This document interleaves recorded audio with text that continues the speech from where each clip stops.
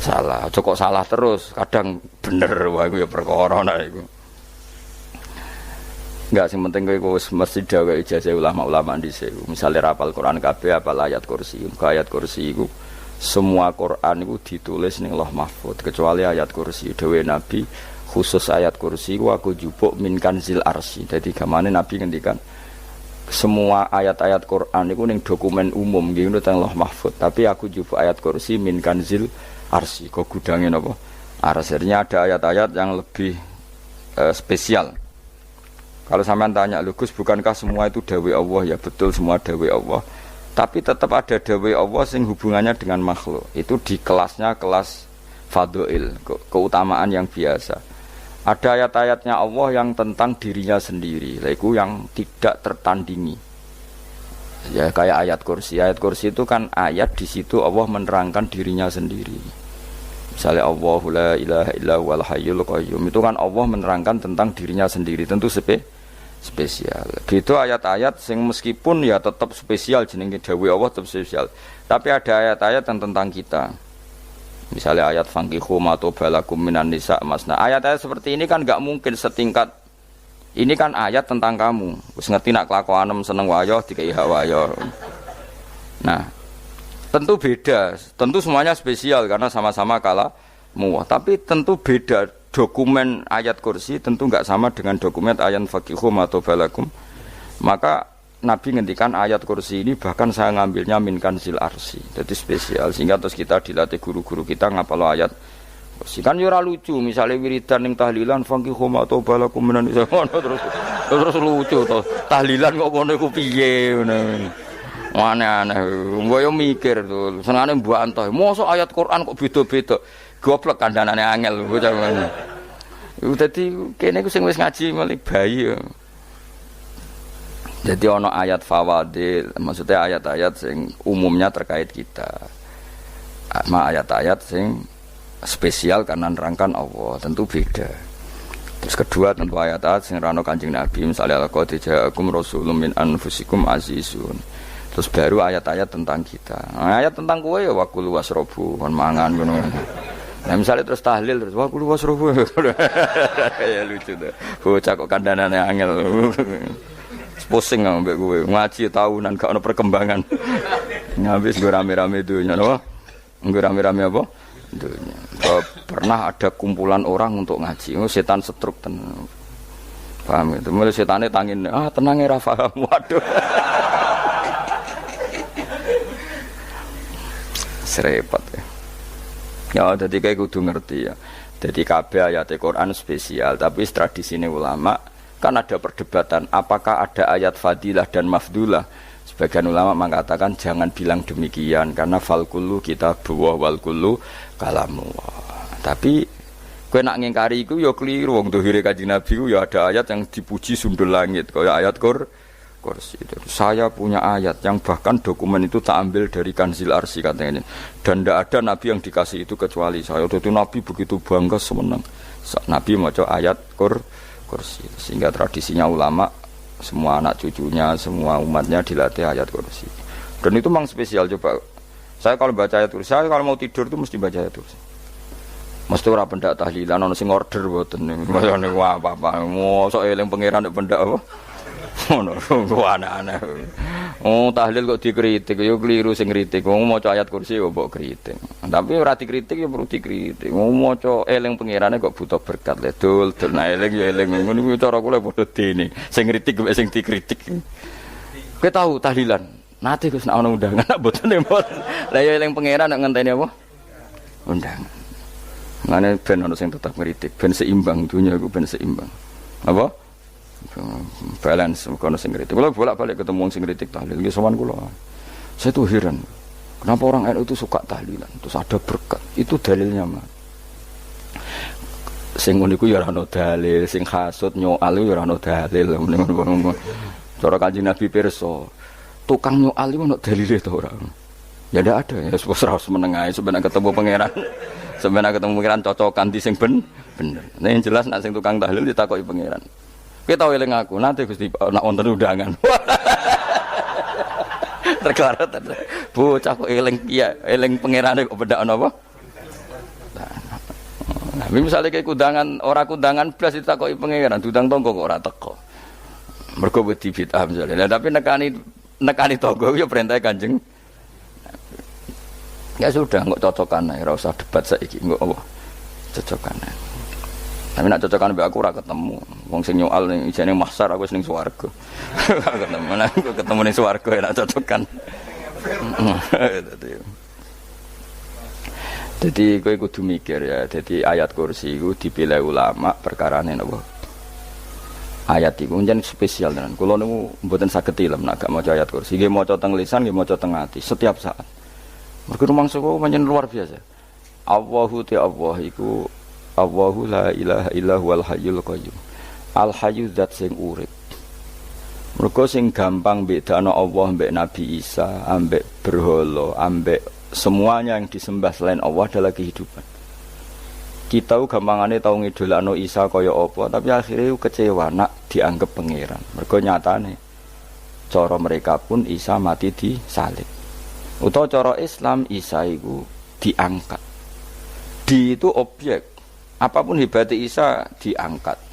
Diposisikan di langit di. Kerene apa jenenge di itu objek. Ya, berarti yang keren adalah subjeknya, yaitu Allah Subhanahu wa Ta'ala. Terus kita ini sebagai orang itu punya ketakutan. Nak pangeran mati ku piye? Nak kowe mati kan gak punya akibat apa-apa. Srengenge tetap baik-baik saja. Sistem falak galaksi baik-baik saja. Sistem alam baik-baik saja. Wong sing mati kowe. Bayangno nak sing mati pangeran.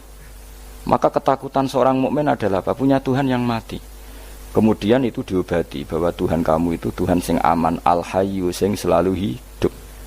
Kemudian disifati lagi al-qayyum. Apa artinya hidup kalau bergantung orang lain, bergantung makhluk lain?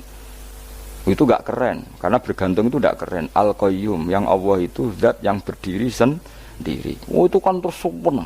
Lu kan maca ayat kursi sempurna. Bejane Gusti kula maca ayat kursi. Kowe ora maca iku kasihate mbahmu. Bocah kok. Oh, bocah ora bakat wali. Teke wis elek. Kabeh dimaterekno.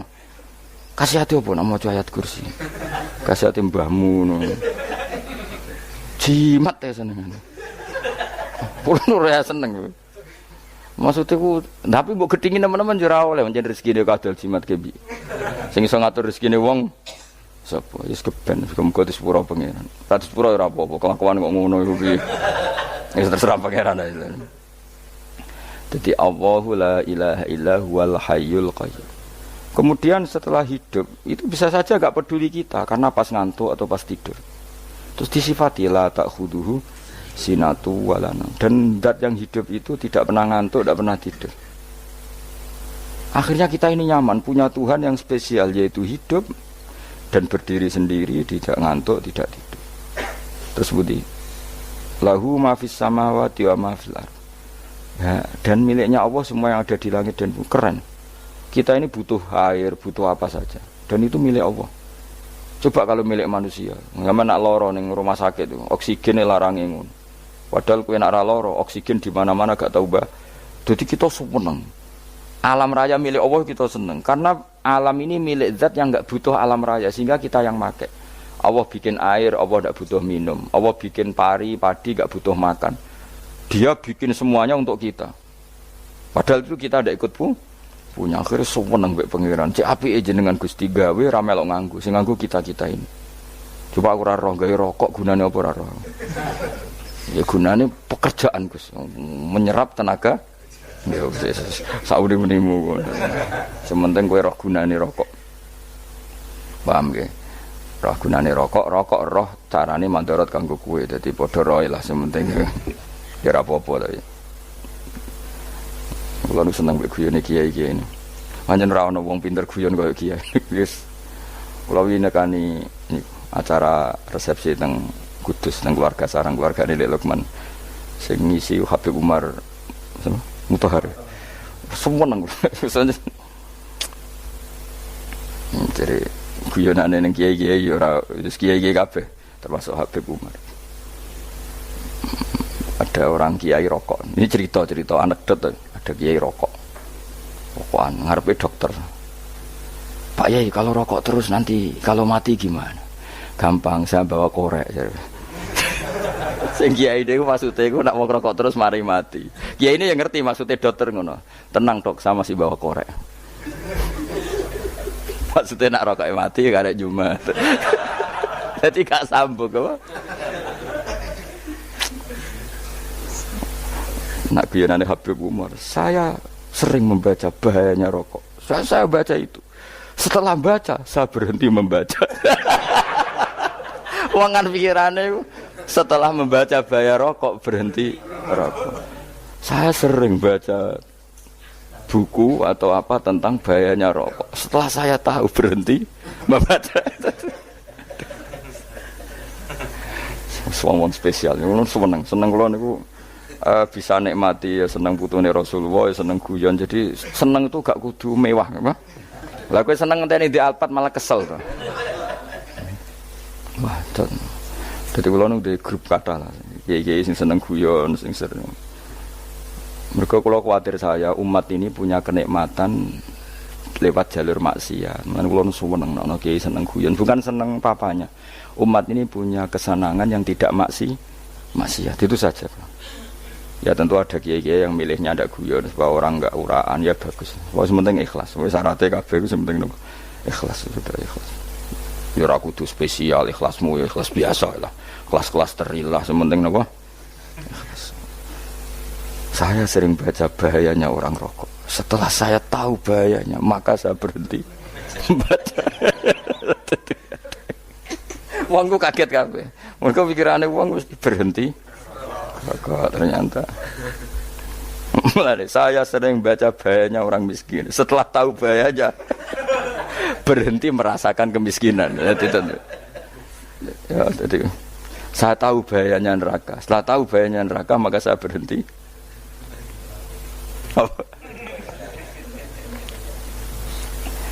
Ya, jadi terus disebutno lahu ma fis samawati wa ma fil ardi. Terus kita nyaman. Kayak apa kalau alam raya ini milik Cina, milik singkek, milik non muslim atau milik wong Islam sekalipun. Mesti apa-apa tuku. Repot. Tapi berhubung alam raya ini milik Allah, kita nyaman. Mergo wa izzat sing super lomo, super dermawan, super semuanya. Akhirnya nyaman. Gamane iso turu. Lan kula nang rumah ayat kursi ora iso turu, pe turu. Kan ya maca lesane nggih ati kula maca. Lahu ma fis samawati wa ma. Terus mangzalladzi yashfa'u indahu illa bi'izni. Ketika Allah itu segalanya, tentu yang punya otoritas syafaat, punya otoritas apa saja nunggu izinnya Allah Subhanahu wa taala. Ayat yang spesial. Kemudian kiai-kiai punya cara supaya umat itu hafal, dibikinlah metode tahlil maca bareng-bareng. Tapi kemudian ya sudah itu, nasibnya terus kurang baik. Nasibnya kurang baik. Ada yang bid'ahkan, ada yang setengah-setengah ngafirno. Sing maca ya padha dene, ra paham mbek ngantuk, bentuk berkat mulai sudah akhirnya terus. Lah sampean bela dikusembela sing bener wis takok provokator kowe. Sing jelas latih maca iku terus. Dadi Allah pirsa nak macamu ora golek berkat. Tapi nak mau tahu tahlil hati. Eling apa tahu hati? Benda apa? Eling pangeran kok ngenteni apa? Allah, iku tunggale. Tahu muni alhamdulillah nate apa nak permangan lho. Muni alhamdulillah kok ngenteni permangan bocah kok ora karu-karuan. Wong arep bakat wali kok teke wis elek. Njape kus keliru terus. Masih wong khusuk lah, ora bakat wali, khusuk tok tapi wis ruwet, uripe ku ruwet. Terus lahu ma fis samawati wa ma fil ardi man dalladhi yashfa'u indahu illa ya'lamu ma baina aydihim wa ma khalfahum. Dan Allah tahu apa yang di depan kita, di belakang kita. Terus kita lagi-lagi nyaman. Kayak apa misalnya kita yang lemah ini tidak dalam pengawasan Tuhan. Jika mana kalau misalnya dia anak cilik, anak itu tidak nyaman kalau ketika main gak didelok wong tuane, karena dia tahu ada hal-hal yang dia tidak bisa menggapai dan butuh setiap saat pada orang tuanya untuk membantu menggapai itu. Jadi anak masih seneng dolanan, sukanya diperhatikan tetap. Nah kita ini seneng sekali main yang dunia ini pengiran diperhatikan Allah Ta'ala, karena Allah selalu tahu kita. Jadi terus nyaman. Jadi semua ayat itu menjadikan kita nyaman. Nanti kaji Nabi ora sare sedurunge maca ayat kursi, ora sare sedurunge maca surat Musabbihat. Dan saya dalam banyak hal niru itu. Nabi urung sare nek ora maca surat Hasyr. Lah aku ijazah iku kowe kan ra mungkin. Surat Hasyr ning juz pira wae kira roh kok dijazahno. Sing iku lho sing diakhiri suti law anzalna hadzal qur'ana ala jabalil la ra'aitahu khashi'am. Itu tapi kok malah kok ngarep subhanallahi ma fis samawati wa ma fil ardi wa huwal azizul hakim. Terus huwallazi akhrajal ladzina kafaru min ahli kitabim. Ya bener subhanallahi ma fis samawati wa ma fil ardi terus. Tak terusnya terus waladhi akhrajal ladzina kafaru min waladhi akhrajal ladzina kafaru min ahlil kitab min diyarihim li awalil hasyr wa dzanantum ayakhruju wa dhannu annahum mani'atum husunuhum min Allah fa'atahum tak terusnya serang rapal. Jadi itu akhirnya ya itu tadi terakhir apa ya'lamu ma baina aydihim wa ma khalfahum terus wala yuhituna bi syai'in min ilmihi illa bima. Dan seseorang itu tidak punya ilmu kecuali dengan kadar yang dikehendaki Allah. Bahwa kita ini selalu objek. Punya ilmu ya dikasih, punya rezeki ya dikasih, punya apa saja di. Sehingga status kita makhluk, statusnya Allah khalik, statusnya Allah itu memberi, statusnya kita hanya penerima. Itu bahkan termasuk bab ilmu.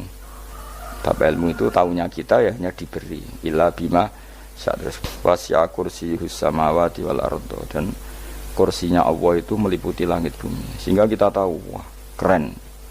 Terus wala yaudu hifdzuma dan ketika alam raya sebesar ini Allah tidak pernah capek mengurusnya. Ya, sampean tak pasrahi gawe kok ngrumat srengenge. Sampean ngrumat listrik omahmu lho kadang kabel pedhot, dope pedhot. Iku Allah ngrumat srengenge mulai digawe nganti saiki. Gak tahu mati. Gak tahu bayar. PLN itu kon gawe 0, sekian gak tahu rusak setahun kon jamin ora ngara iso. Allah gawe srengenge mulai Nabi Adam nganti saiki ora tahu bengkelno. Oke gak tahu mikir ngono, jen ra wali yo. Lah srengenge misale error terus pangeran ngumumno, leren sik 3 wulan lagi ditoto. Ya repot dul. Ngono kok ora tahu mikir bocah kok. Ngono utek sing anut wali-wali itu teke waras. Menduwe ora di dhuwit sumpek di dhuwit seneng wis ngono tok pikirane. Ora tahu kagum mbek srengenge, ora tahu bengkel, ora tahu. Mergo emang ora bakat wali itu teke wis innalillahi wa inna ilaihi raji'un. Ngono kok do urip ngono. Habis ben urip pancen wong wae apa? Mati rame-rame apa? Donya nak ana ku ya sepi tenan. Gak ana wong gawa nasa ulfat ngalor gitu. Ngaji sepeda dibayar paham yang mulai apa yang mulai nggak takut ibu juri para mau kaji mau Gus Pak nerangno apa delok rekamane iki atek dong wae tapi aku luwih seneng ngono timbang kowe nyimpul malah tambah keliru kabeh kula niku paling asline paling ra cocok ngaji disimpulno uteke beda kok nyimpulno terus piye. Tapi dilarang piye wong niate ya seneng, tapi didukung mesti keliru, wong nyimpul keliru. Mergo mesti nganggo teke dhewe. Wis ben kok nunggu rame-rame apa? Ndonyo. Kulo kadang yo mikir ya Allah. Lah saiki PLN ngurus listrik sak Indonesia iku dibagi-bagi per wilayah. Jogja tok, kok Bantul tok iku wae bengkel. Allah nggih srengenge iku langsung bener terus. Nah wong bosan digawe bengi ben ra ketemu srengenge digenti bulan nek enak. Kok bosan matahari, bosan rembulan ana mendung wis turu.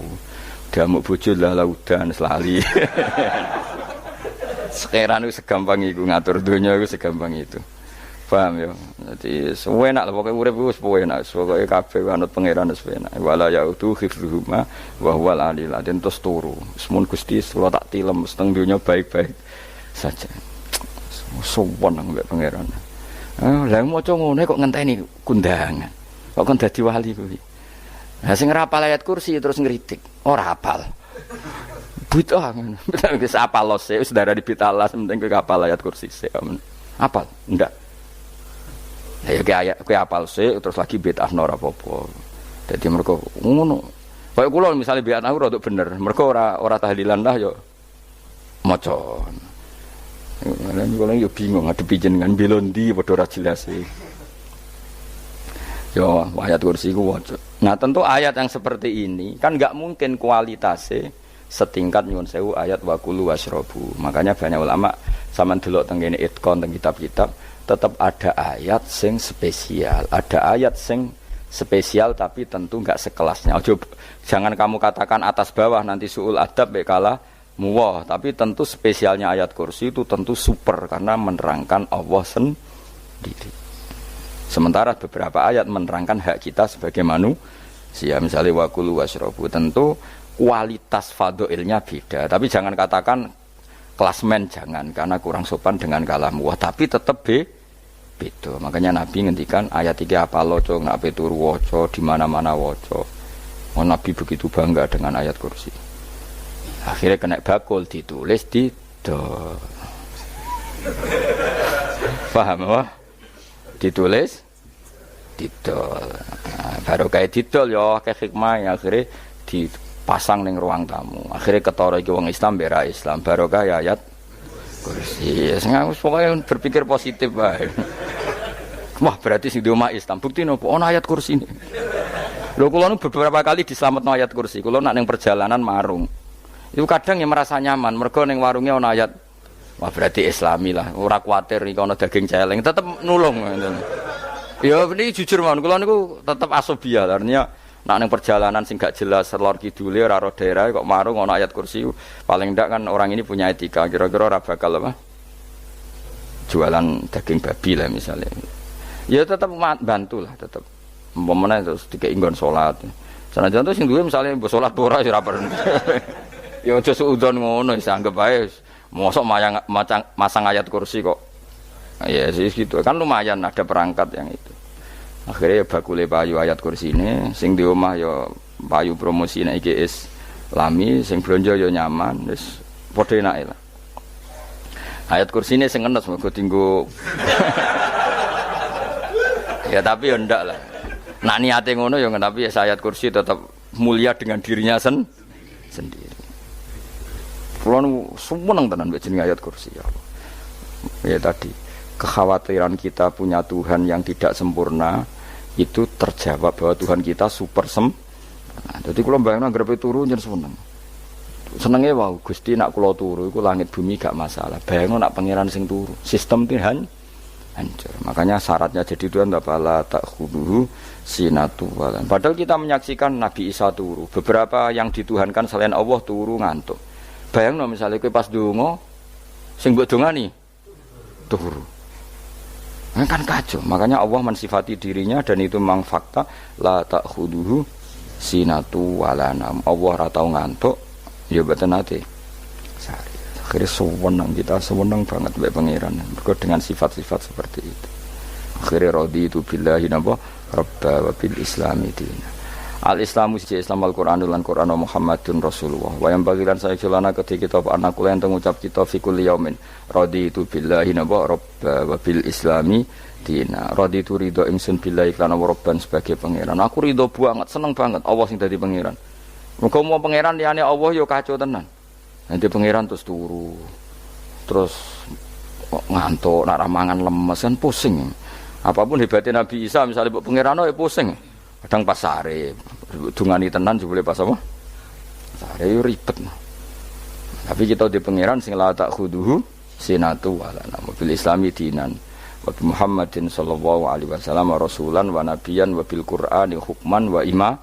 Dan kita ridho Quran sebagai panduan hukum lan dadi imam. Imamu panu. Terus nikmatmu piro? Islam, Quran, Muhammadur Rasulullah wal afiatu lan sehat. Difaul makarih tegese ora. Kaya kowe ngene iki ra di dhuwit lah kan gagah. Ora ning penjara, jajal kene penjara, lara kabeh. Baru kae ra di penjara Mas yo dirokok saler ngalor ngidul. Ambek nggo nasoihul ibad bariku kenalan ke grup wis rame dunya wis. Gak penting ngaji paham ora penting, sementing tambah kenalan. Amit-amit tenan wis ben kok nego rame-rame apa dunya. Wasitro lan ketutup sangka celoke satrul uyub. Dalah celamur aku nangan wong akeh. Yes, padahal ya kurang ajar no kara-karuan. Dalah ya rapati kona. Kenapa rapati konangan? Karena liyane ya sejenis. Jadi saling menutupi. Alhamdulillah saling wal ghina lan semuge aninnas termasuk nikmat iku orang enggak tergantung orang lah fi umurid dunya ing dalem urusan dunya. Tapi nek urusan akhirat kowe ora iso ora bergantung guru. Jadi semuge sangka manusa terbebas itu maknanya urusan dunia. Urusan akhirat kita butuh sanad kita ila Rasulillah sallallahu alaihi wasallam. Kowe ora oleh beragama berpikir sendiri, ora oleh agama itu riwayat kira oleh mendekatkan Allah dengan cara kamu sendiri ora oleh kudu nganggo sanad. Sesuai kaya wong-wong filsafat sing oknum iku. Saya ndak perlu salat. Allah kan ndak butuh ibadah kita. Ngapain kita salat? Mbahmu ngono sing wong ngerti nek Allah ora butuh kita saja kok bogo kebanggaan mulai dhisik kiai yo ngerti nek Allah ora butuh kita. Kita yang butuh Allah. Lah mengekspresikan butuh kita kepada Allah kita nek Allah ora tau butuh. Bocah kok goblok ora karuan. Ya itu karena dia berpikir cara beragama dengan pikirannya kita ndak. Kita tahu Allah ndak butuh kita tahu. Kenapa kita sholat? Karena kita butuh Allah. Nah butuh Allah itu implementasi kita di ajarannya Rasulullah kita sholat. Kok malah Allah ora butuh sholat. Jadi kira sholat Allah ora apa-apa. Kowe ra ono wae Allah ora apa-apa. Kowe aneh-aneh kowe. Zaman kowe ra ono Allah ya ora apa-apa, baik-baik saja. Itu jokono kowe iku masalah, tapi ora bagi Allah, bagi kamu sendiri. Nah Allah ora masalah wis nyediakno neraka.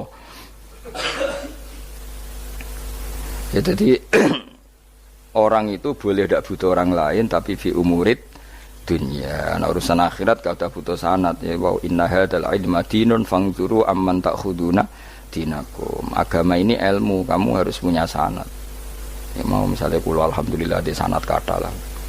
Keluarga saya terutama yang Mbah Mun terus ya sedaya lain dari keluarga saya, keluarga guru kita, gurunya guru kita sampai carane bernafas kita wae eling Allah mau fi kulli nafasin apa ada dawni amillahi wa ifdal fi kulli nafsin wa nafatin wiswa kita semua nafas kita. Imam Syafi'i kula anak kula cek cilik lah tak kon ngapal lebet iki. Karena apa ya? Jangan kira Imam Syafi'i terus koyo kowe mau belajar fikih mboten. Imam Syafi'i nek ape turu niku kula apal beberapa syairnya Imam Syafi'i. Makanya saya tambah seneng ambek jeneng Imam Syafi'i. Jadi beliau nek ape sare napa qalbi bi rahmatika wa humma dzu'unusi fi sirri wal i'lani wal fi sirri wal jahri wal i'lani wal ghalasi terus-terusane niku wa ma taqallabtu min naumi wa fi sinati illa wa dzikruka bainan nafsi wan nafasi. Dadi wa ma taqallabtu lan ora molak-malik ingsun. Cara wong Jawa iku apa wong turu ra iso-iso apa jenenge? Glibakan. Ini Imam Syafi'i masuk barani glibakan kok kowe. Serepet. Santri ya. Apa manane? Sing rada Islami ngono dul.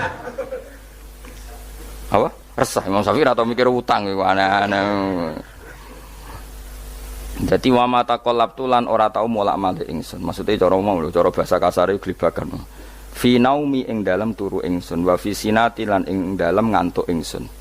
Illa wa dzikruka kecuali eling teng jenenganku benan nafsi antarane jiwaku wan nafasi lan nafasku. Dadi wa ma taqallabtu fi naumi wa fi sinati illa wa dzikruka benan nafsi wan nafasi. Dadi ulama dhisik itu beliau ndak bikin syair, ndak bikin nadzuman, spontan tuh muji Allah.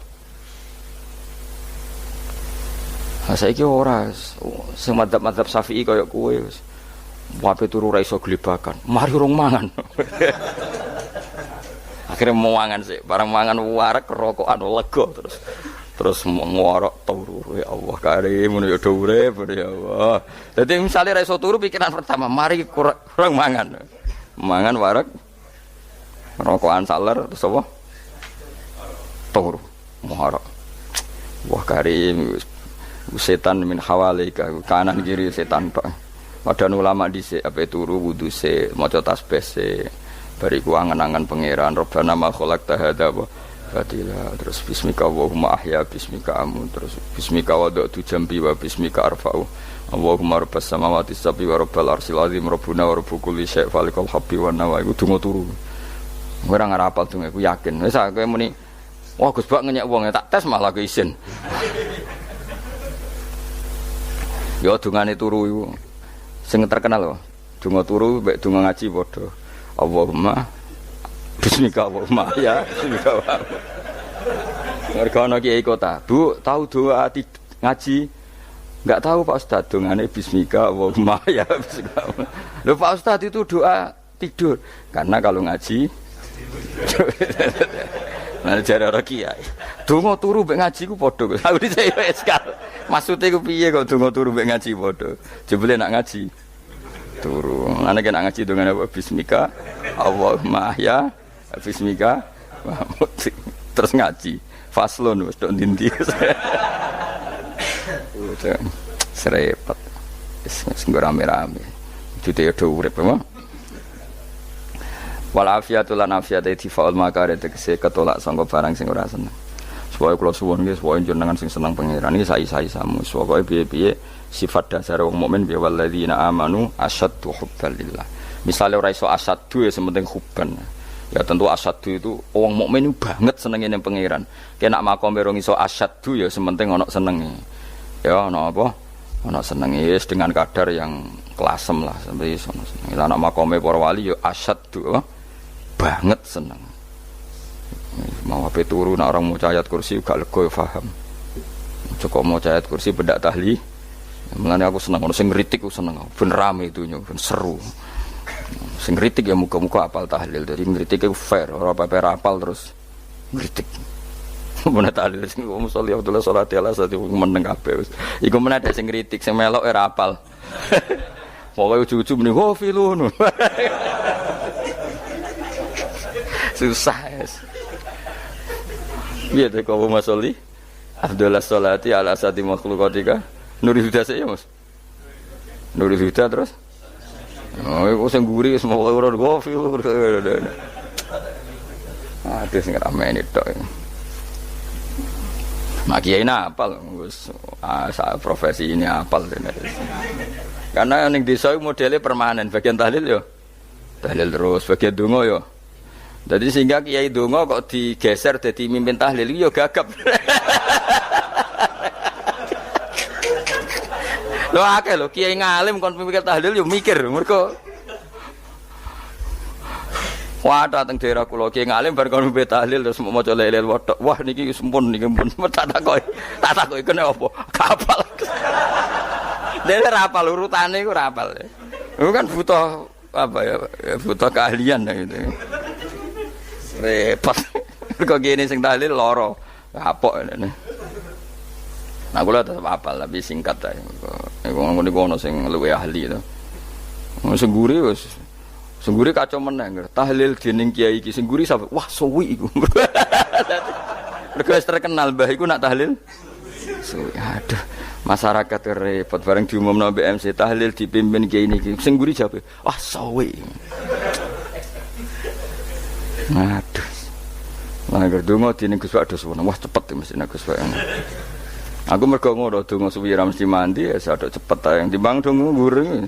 Sing nguri mesti gremeng ana wong kok terkenal dongane suwi dicing wis nguri. Waduh apa? Sawe.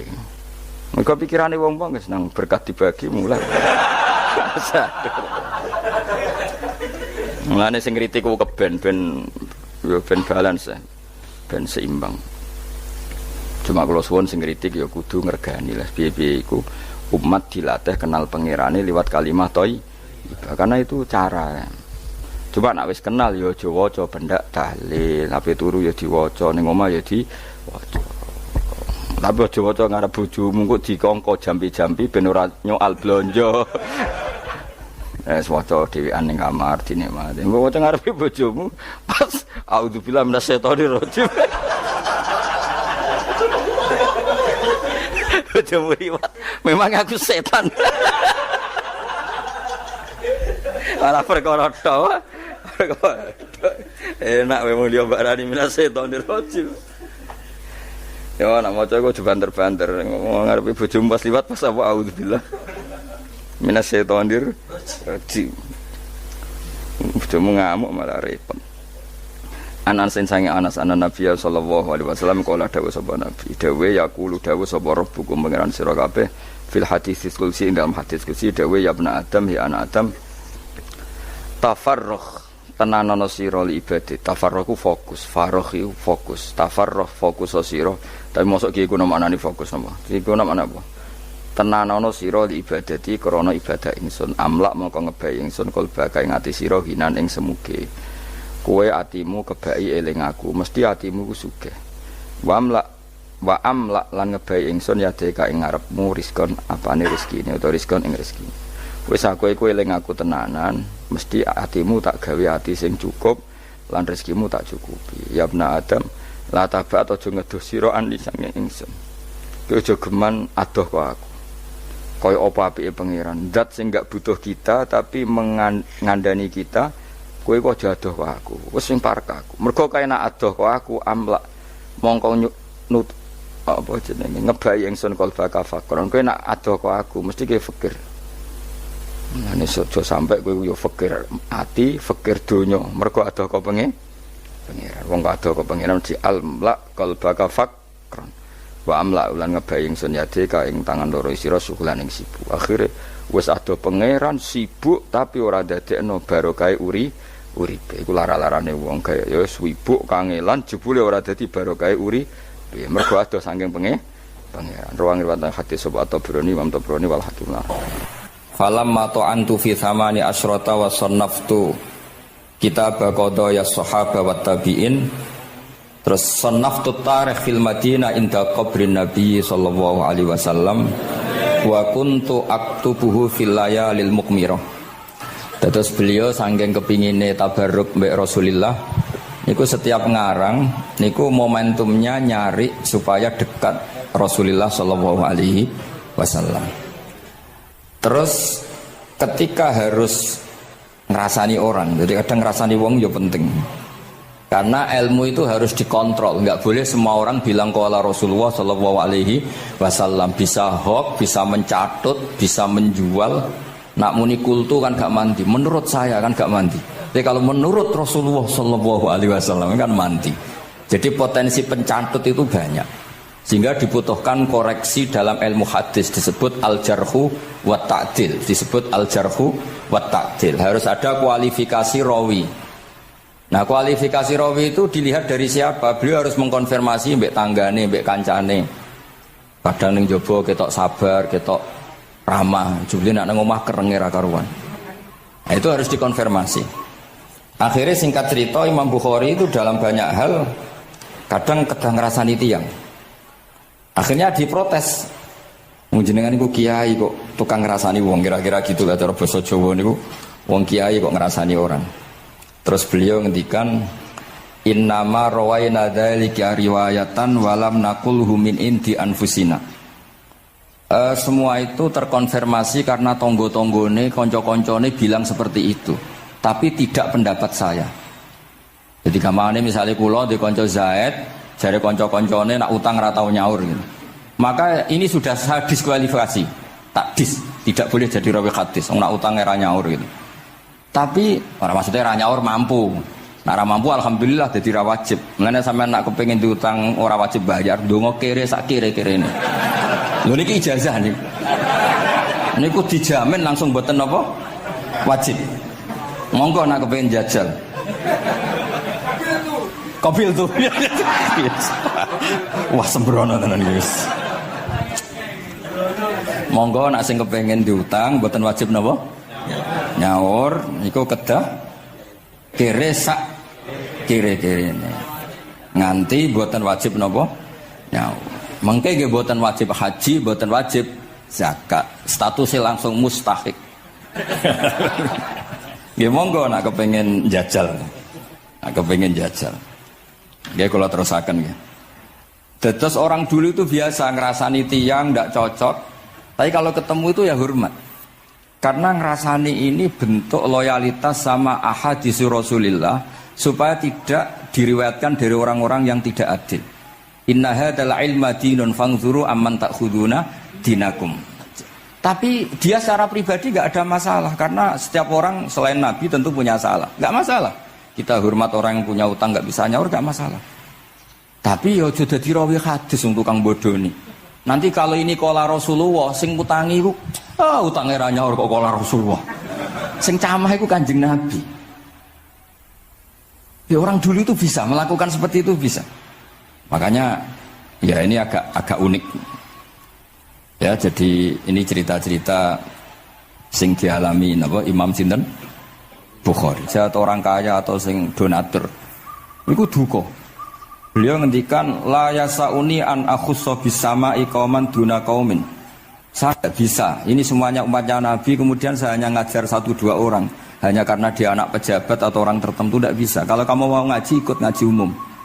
Terus jenengan itu nih misalnya so salam templek teng kula 1 juta, gelem ra gelem ya ngaji umum. Gak salam templek ya Allah, gak ngaji ya Allah.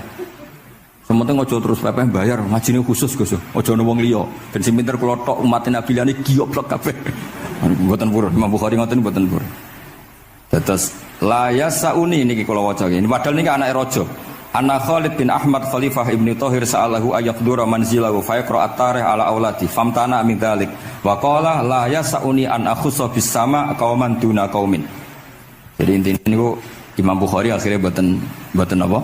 Kersa. Lalu niki cerita keramat-keramatipun Imam Bukhari.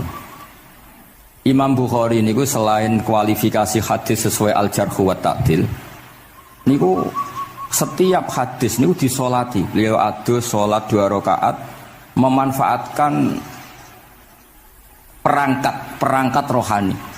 Jadi beliau kualifikatif ya, al-jarh wa ta'dil ini rawi layak. Misalnya ada orang soleh khusyuk nang masjid terus. Biasanya problem wong soleh ora tau ngaji nggih mboten purun. Iki soleh tok paling nang masjid pelarian. Niku kan kathah tiyang wiridan ning masjid tak kok betah ning masjid. Nak ning omah ono sing ngamuk ning kene mboten. Malah pengurus-pengurus takmir masjid ya ali nak cerita kula niku sakniki kuwathah Gus, tiyang teng masjid itu suwi-suwi. Dadi mlayu ning masjid iku perkarane kudu ngising, ning omahe WC-ne elek ning masjid apik. Lho nu bar dhuwur turu, ditakoki takmir kok turu ning kene ning omah ana kipas angin ning kene ana kipas angin.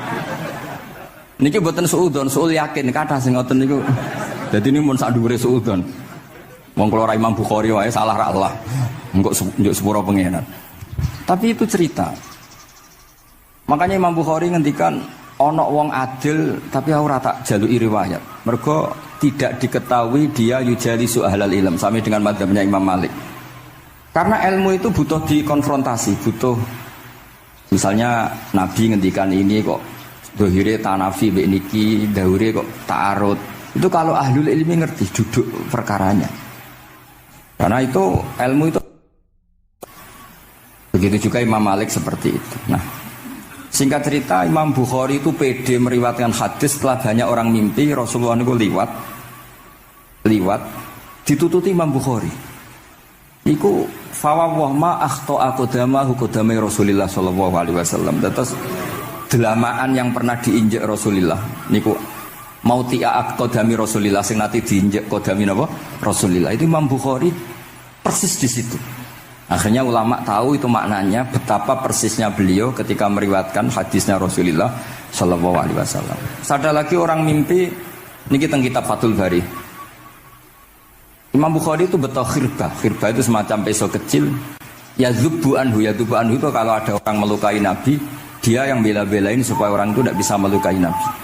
Dan itu ditakwil oleh ulama bahwa beliau yang nanti akan mensortir al-ahadis al-maudu'ah, dibuang semua, nggak boleh dinisbatkan kepada Rasulullah sallallahu alaihi wasallam. Jadi kamane itu jasa-jasani pun Imam Bukhari. Terus ketika beliau mau kapundhut, niki ben mboten kesuwen niki Gus Sapang pun badhe nyanyi Gus. Apa nasid? Nasid itu terjemahannya nyanyi ku anak-anak. Nah kanggo jenengan terjemahannya nyanyi, nah ya amang mboten terjemahannya tetap nasid. Sholawatan ya. Nah Gus Sapang nyanyi ben tawadhu sederhana bahasane ora usah sok suci biasa wae.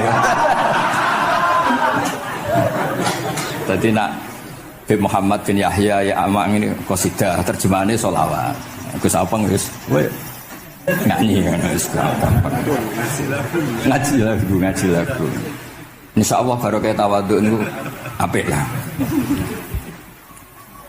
Terus Imam Bukhari ketika mau kapundhut itu tertib sekali. Saya banyak membuktikan baik secara bacaan maupun nyata. Orang-orang soleh itu kalau mau kapundhut itu tertib. Mulane sampai nak kapundhut aja selonang-selonong. Nak mati ku sing tertib. Sing rapi lah, tertata. Kula cerita sedikit. Bapak kula niku selawase niku tiap tahun nilai kula teng Jogja.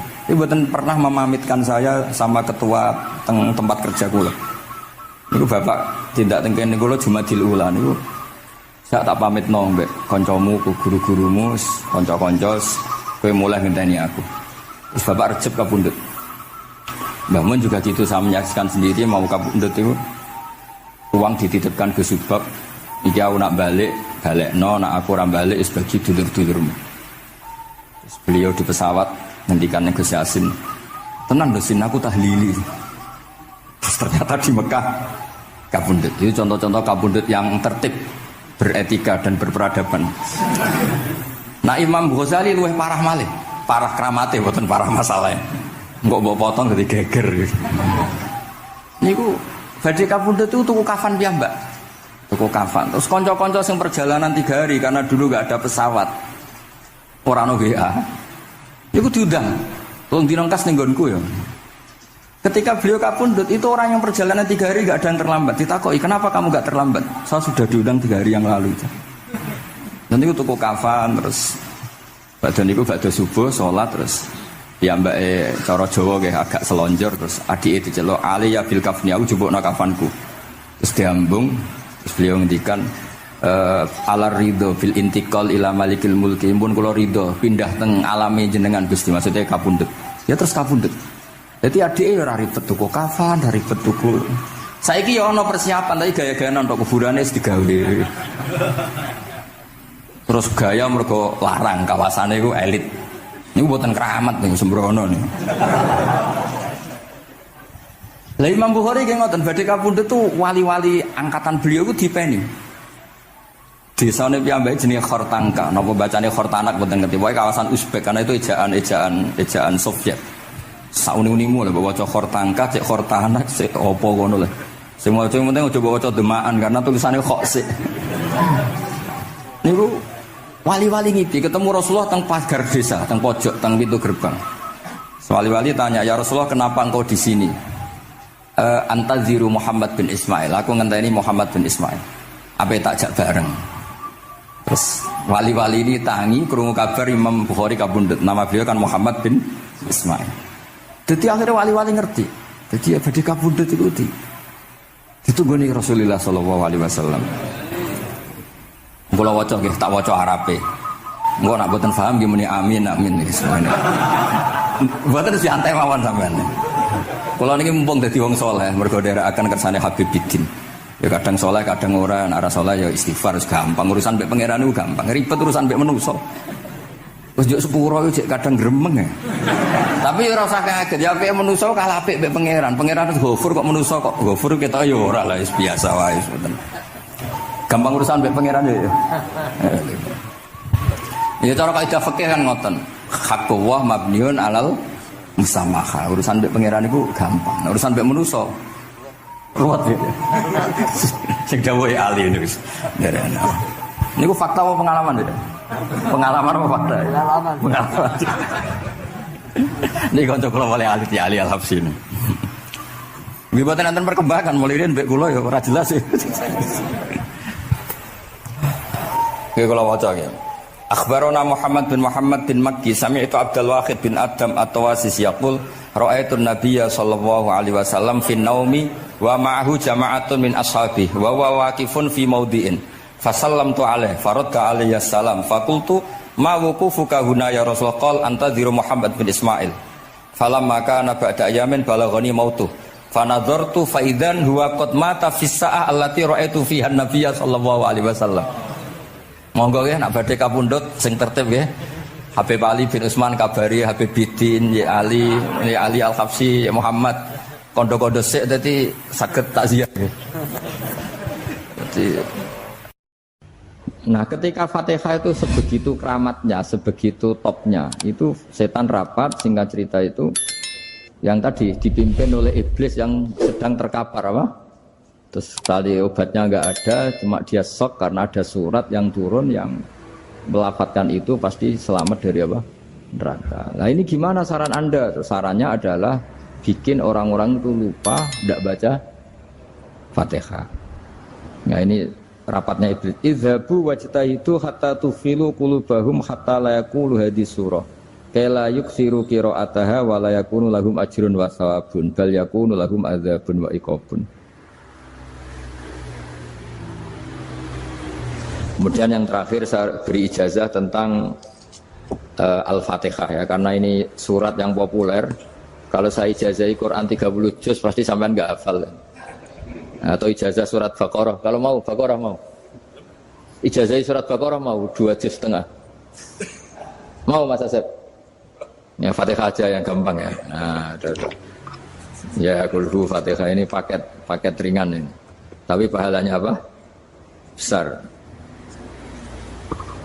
Ini beda ya, artinya selama ini mungkin Anda baca tapi monoton ya. Tapi ini saya bacakan teks aslinya tentang istilahnya itu mazaya. Mazaya itu kelebihannya Fatihah. Saya baca Arabnya dulu, nanti ini terakhir ya ijazah. Tadi kan saran-saran umum tentang sosial. Ya, pokoknya jadikan kebaikan itu punya nilai sosial yang baik lah. Jadi nanti orang yang nggak amanah nggak laku, ya calon bupati, gubernur, presiden yang nggak amanah juga nggak laku. Begitu juga kiai yang tidak amanah juga nggak laku, suami yang nggak amanah juga nggak laku, istri yang nggak amanah juga. Sehingga kebaikan ini jadi nilai sosial yang dalam tanda kutip sudah keniscayaan. Yang diinginkan Allah itu seperti itu, bukan kebaikan yang dipaksakan karena kekuatan negara. Maksudnya kalau bisa kebaikan itu tidak usah dipaksakan. Memang sudah satu kebutuhan. Kayak cerita-cerita di negara maju itu, bahkan apapun jatuh itu nggak ada yang ngambil apa itu. Makanya gambarannya Mekah Medina kan gitu kan, barang jatuh nggak ada yang berani apa ngambil. Itu saking sudah jadi sistem. Nah, sehingga banyak negara di Eropa itu yang sampai nggak punya tentara, nggak punya polisi karena kebaikan itu sudah. Nah kita kan masih capek, polisinya aja capek apalagi masyarakatnya, karena kebaikan itu belum jadi nilai bersama. Nah kita selain ditopang negara, ada polisi, ada tentara, itu kita usahakan kebaikan itu jadi nilai bersama. Tadi wa'tamiru bainakum bima'ruf. Dan kita punya reputasi yang bagus dalam bab ini. Saya masih ingat kecil saya itu yang jilbaban hanya keluarga kiai. Sekarang rata-rata masyarakat itu jilbaban. Dulu yang sekolah SMP, SMA itu jilbaban kadang dulu malah dilarang ya, harus sama seperti itu seragamnya. Sekarang sudah boleh. Dan nyaman. Lama-lama yang dapat simpatik ya yang pakai pakaian model tertutup seperti itu. Lama-lama gamane cara wong golek mantu ya golek yang seperti itu daripada yang blodor. Lama-lama jadi nilai bersama. Ya ingin saya seperti itulah. Di terminal juga sama. Orang mau makan cari warung yang kelihatan ada ayat kursinya, pakai jilbab, atau paling enggak dia enggak mungkin lah nyuguhkan yang tiren atau yang haram. Akan ada garansi sosial, ada apa? Ada garansi apa? Sosial dengan penampilan yang soleh itu kan, masa iya nyuguhkan oplosan babi gitu misalnya itu. Jadi nilai sosial itu harus benar-benar jadi nilai. Sehingga negara biar enggak capek-capek. Polisi juga gak capek kan, karena tugasnya corong Jawa mau ngawat-ngawati tok, tapi sudah tidak perlu tegang karena kebaikan sudah jadi nilai bersama. Ya, ingat-ingat ya ayatnya tadi, wa'tamiru bainakum bima'ruf. Jadi kebaikan itu harus jadi nilai bersama. Iktimar itu menjadi urusan bersama. Makanya kalau kita rapat besar disebut apa? Muktamar. Muktamar itu urusan bersama. Ya tadi, imamnya sholat juga menopang Gojek karena nggak lama-lama nopang Grab, nopang Kernet, nopang penjaga Indomaret, penjaga bensin, pom bensin. Nah dia hanya punya waktu 5 menit terus imamnya baca Baqarah kan.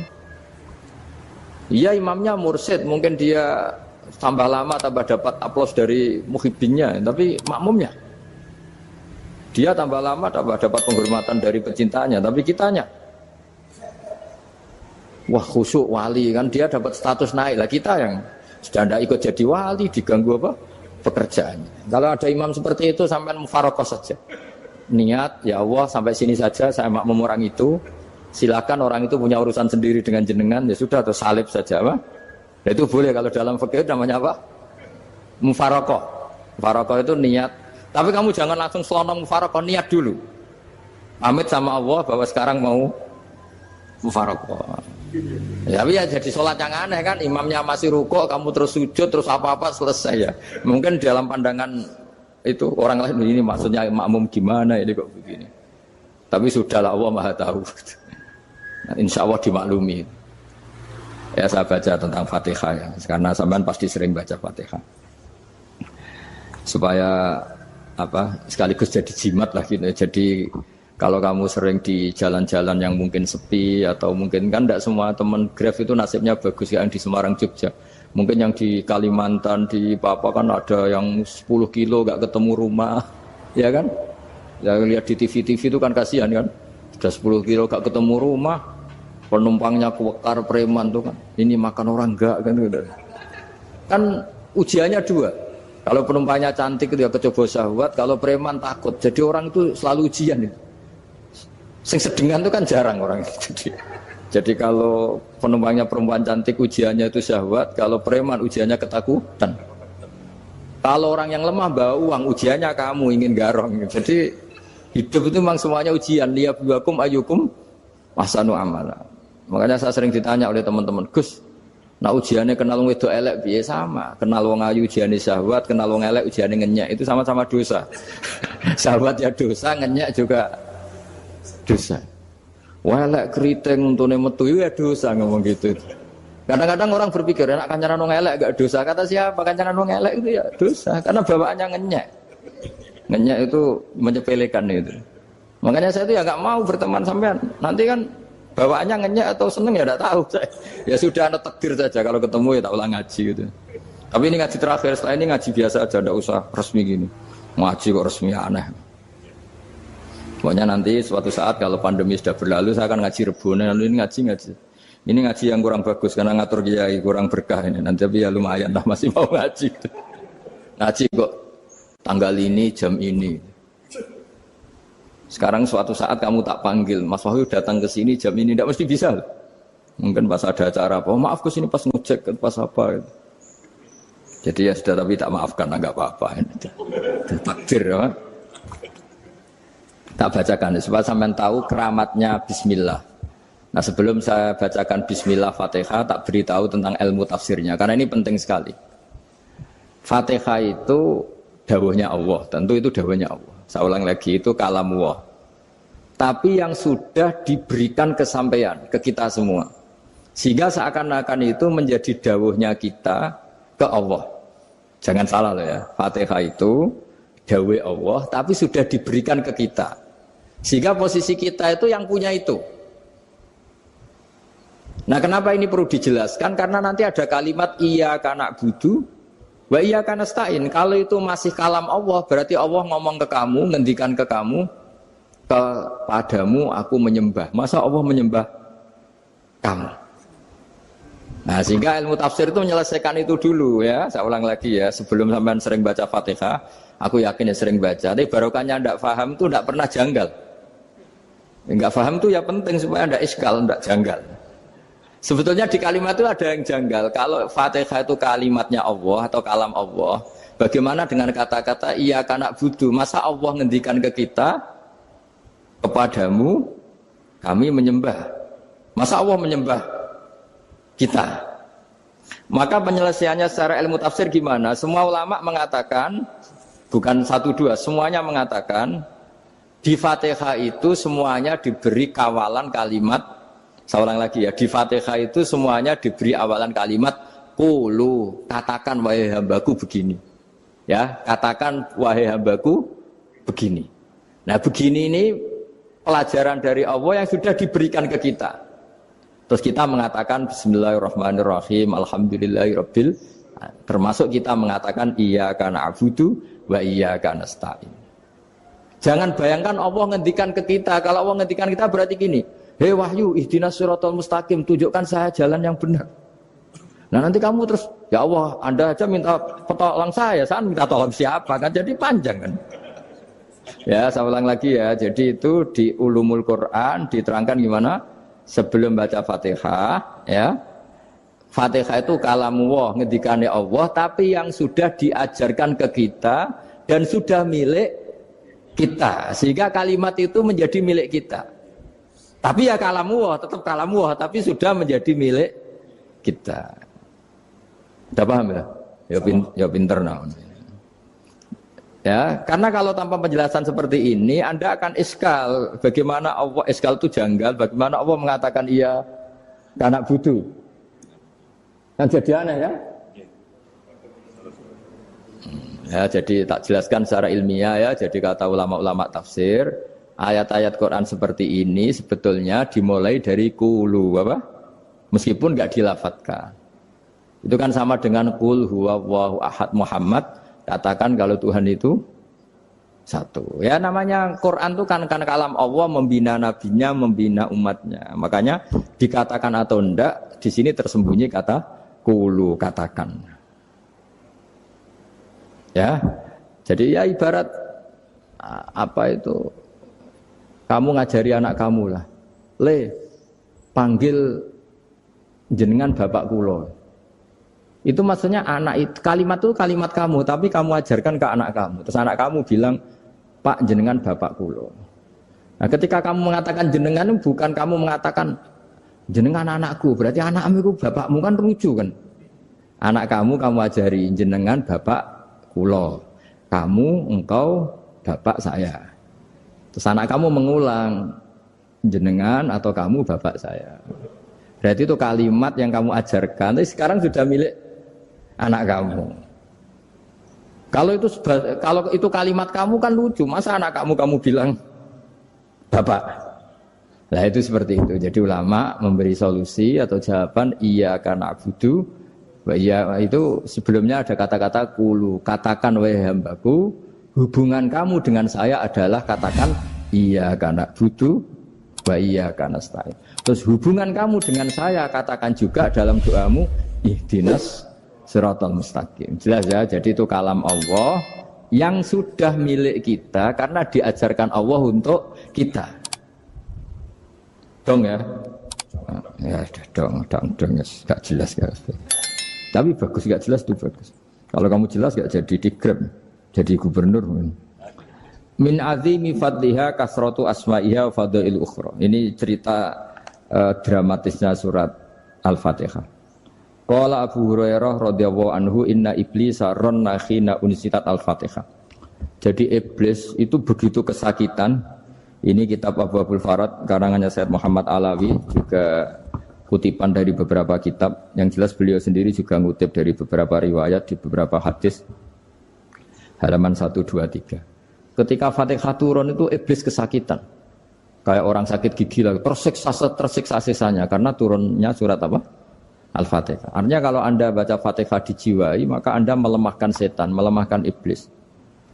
Wa qala Mujahid, khina unzilat Fatihatul Kitab ranna fastama indahu asyayatin. Jadi ketika Fatihah itu turun, iblis itu terkapar lah kira-kira. Sampai dijenguk banyak setan. Jadi kemana di ICU lah kira-kira gitu kalau sekarang itu. Entah Covid entah enggak tahu. Pokoknya di ICU sampai dijenguk banyak setan. Enggak tahu bawa apa enggak tahu. Pokoknya dijenguk banyak setan. Ono yang nyangoni karena ini apa? Ketuanya apa? Pingsan, sakit. Jadi iblis itu sakit sampai dijenguk anak buahnya setan-setan. Ya semoga kalian semua tidak kenal setan. Kalau kenal berarti teman apa? Wa qalu misla dzalik. Wa qala lahum laisa mimma taquluna syai'un walakin unzilat suratun laisa ajru qailiha illa an harrama alaihi nar jahannam. Saya ini bukan sakit fisik kata iblis. Kamu tidak usah jenguk saya, datangkan dokter terbaik, tidak usah. Saya ini tidak sakit fisik. Saya ini sakit karena ada surat yang diturunkan, yang pahala yang melafatkan surat itu pasti selamat dari neraka. Padahal misi terbesar saya ini supaya manusia masuk neraka. Sekarang punya tamengnya. Wah pusing kan? Ya seperti orang lah goda sampean, ternyata sampean setia, itu kan pusing. Nah ternyata tidak setia, itu yang akhirnya ribet kan itu.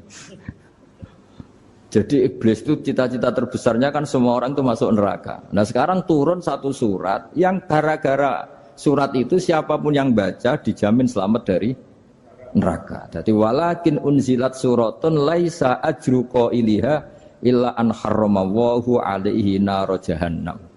Karena jadi dia shock lah, kalau orang di Jawa itu bilang shock. Aduh sial nasib saya ini umat nggak bisa saya goda lagi karena punya tamengnya tadi punya. Qad batala kaidukum wa makrukum. Rekayasa kalian sekarang itu tidak ada gunanya semua. Nah, ini alhamdulillah di Indonesia kelihatan kan banyak yang miskin, banyak yang susah. Tapi selagi mereka masih sholat, itu keinginan mencari halal itu masih tinggi. Kayak apa kita di tengah kota, jauh dari anak istri, jauh dari tetangga. Biasanya kalau orang jauh dari anak istri, tetangga kan sakar PDW. Tapi yang soleh masih banyak, sudah jauh dari keluarga tetap lurus. Loh kalau yang dekat lurus kan wajar konangan wong akeh kan. Ini sudah jauh masih lurus. Nah ini enggak lepas dari barokahnya surat apa? Surat Fatihah tadi. Jadi karena ada surat yang menjamin pelafalnya atau qailiha terbebas dari api neraka. Wa qalat as-sayatinu lahu is ayyusa'in ta'muruna ya maulana.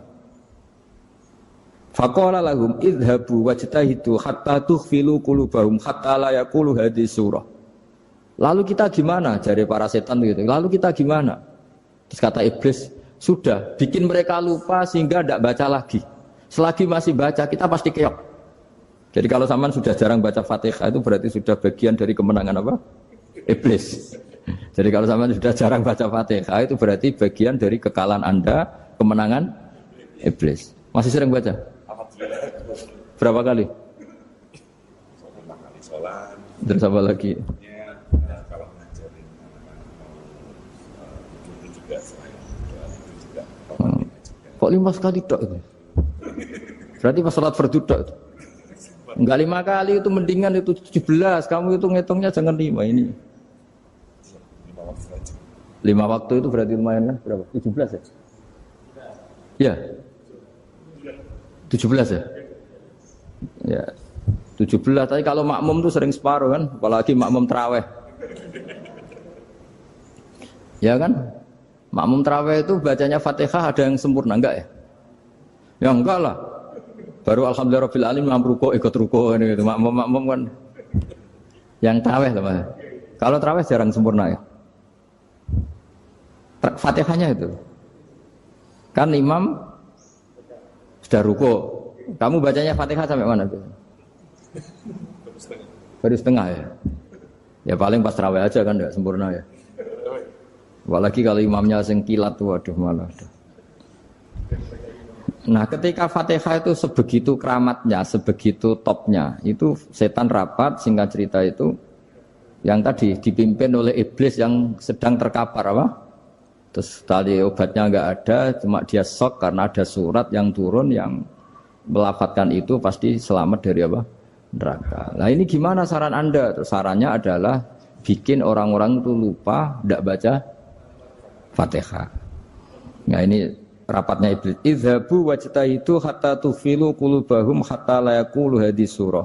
Kala yuksiru qira'ataha wa la yakunu lahum ajrun wa thawabun bal yakunu lahum adzabun wa iqabun.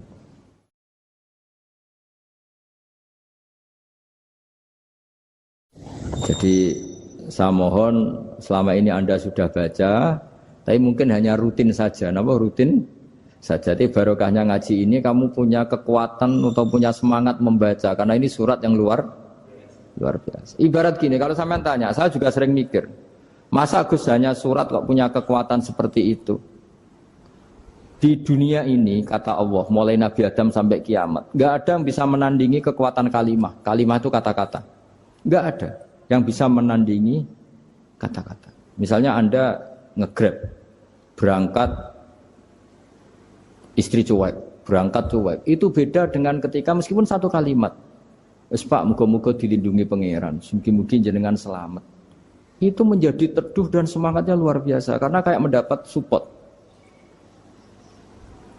Jadi kira-kira kalimat itu hubungannya kita dengan Allah Fatihah itu seperti itu. Kamu melafadzkan satu kata-kata yang dibenarkan langit bumi, dibenarkan aras, dibenarkan malaikat, dibenarkan semua penghuni di dunia ini. Sehingga itu efeknya luar biasa. Itu seperti gini ya, kamu cerai sama istri, terus nikah lagi katut babon. 10 tahun anak kamu dididik, ibunya benci kamu. Dan memang Anda layak dibenci. Duwidek. Dan sampai nggak pernah manggil kamu Pak. Suatu saat, kamu tentu rindu kan, ingin dipanggil bapak oleh anak kamu. Suatu saat anak ini manggil kamu Pak E. Itu senengnya bukan main. Hanya sebuah kata-kata. Makanya kadang-kadang orang itu tanya sama kiai, ijazah lafadz ini gunanya apa sih? Itu ijazah-ijazah itu untaian kata-kata. Yang kata-kata ini dibenarkan langit dan bumi dan aras dan para malaikat. Sehingga efeknya itu luar. Nah ibarat seperti itulah, kamu melafadzkan Fatihah itu melafadzkan kata-kata yang dibenarkan Allah dan Rasul dan semua malaikat, semua penghuni langit. Maka ini efeknya pasti luar. Nah di sini lah orang-orang dulu itu tahu keramatnya itu, sehingga ketika melawan Belanda, melawan Jepang dulu itu kalimat-kalimat itu menjadi mantra yang luar biasa. Doa yang luar biasa. Tapi di era modern karena orang sudah tidak ngerti itu, dianggap itu mantra, jimat, khurafat, bid'ah, waduh ribet menemal. Sebetulnya tidak seperti itu. Memang kata-kata ini kekuatannya luar biasa. Sama kesakitan hati kamu juga karena itu. Ngojek wangilan. Lha Pak di bojo kok kowe gagah tok kere. Wah, iku seling terus mesti. Padahal kalimat itu kan tidak melukai secara fisik, tapi apa kerjanya sesuk sarah-sarasen. Karena terus dengan pengadilan seperti itu kan, ngapain kerja demi perempuan yang seperti ini? Lagi-lagi kata-kata ini luar. Nah bayangkan kalau kata-kata itu adalah kalimat yang diajarkan Allah lewat Rasulnya, lewat malaikat Jibril. Kayak apa kekuatannya? Nah, kira-kira Fatihah itu gitu. Kalimat yang baik, kalimatan thayyibah diajarkan oleh Allah dan Rasul. Kayak apa kira-kira kekuatannya? Pasti luar biasa. Wong support yang dikatakan istri kita, anak kita aja luar biasa, apalagi ini support yang diajarkan Allah dan Rasul. Ya makanya saya mohon kalau baca Fatihah, baca kalimat-kalimat thayyibah ketika sholat itu dijiwai. Ya misalnya Rabbana lakal hamdu mil'us samawati wa mil'ul ardi wa mil'u ma syi'ta min syai'im. Engkau zat yang layak dipuji dan pujian ini memenuhi langit dan bumi. Karena kita tahu enggak ada sejengkal di alam raya ini kecuali di situ ada rahmat Allah. Misalnya kamu bisa lewat sampai rumah saya, kamu mungkin anggap biasa saja. Coba kalau ngalami likuifaksi, tahu-tahu bumi ini ambles, bisa ngelewati yang likuifaksi itu luar. Tanyakan orang pernah ngalami likuifaksi di Sulawesi, itu melihat bumi bisa diinjak gak ambles itu, wah luar. Dan sampean gak ngalami itu sehingga lewat bumi ya biasa aja. Coba kalau ngalami seperti tidur, ya biasa aja. Coba kalau ada gempa, bahwa bumi tenang ini sudah nikmat yang luar biasa. Masa kamu ngakui nikmat nunggu digituin? Ya kan? Nah, makanya baca Fatihah dijiwai lah, bahwa ini kalimat yang luar biasa. Nah, saya teruskan. Warwa Muslimun fi sahihihi an Ibnu Abbas radhiyallahu anhuma annahu qala bainama Jibril alaihi salam qaidun dan Nabi sami anaqidan min fawqi farafa'a ra'sahu faqala hadza babun minas sama futihal yawma lam yuftah qaddu ilal yaum fanazala minhu malakun faqala hadza malakun nazza ilal ardi wa lam yanzil qaddu ilal yauma fasallim waqal absyir binuraini qad uti tahuma lam yu'tahuma nabiyyun qablak Fatihatul Kitab wa khawatimu suratil Baqarah. Jadi suatu saat Jibril ini jagongan kira-kira gitu sama Rasulullah. Tahu-tahu langit itu gemuruh. Karena langit gemuruh kata Jibril terus semuanya ngangkat kepala ke langit. Ini pintu langit baru ini dibuka, yang sebelumnya tidak pernah dibuka seperti ini. Turunlah malaikat, yang malaikat ini pun malaikat spesial, yang enggak malaikat murahan lah kira-kira gitu, yang enggak pernah turun ke bumi kecuali juga saat itu. Dengan penyambutan yang luar biasa, dengan semuanya tidak pernah terjadi. Hanya karena surat Fatihah. Jadi ini surat yang luar biasa, pengawalannya lewat malaikat yang spesial, enggak pernah turun di bumi kecuali saat itu. Penyambutannya juga enggak pernah seperti itu, baru seperti itu. Jadi semuanya itu spesial. Nah, kenapa ini spesial? Karena di situ ada isi puja-puji kepada Allah Subhanahu wa ta'ala. Ada ikrar kita, alhamdulillah rabbil alamin, ar-rahmanir rahim. Ikrar ini penting. Kalau contoh paling gampang gitulah. Kamu punya istri selama ini cerewet terus.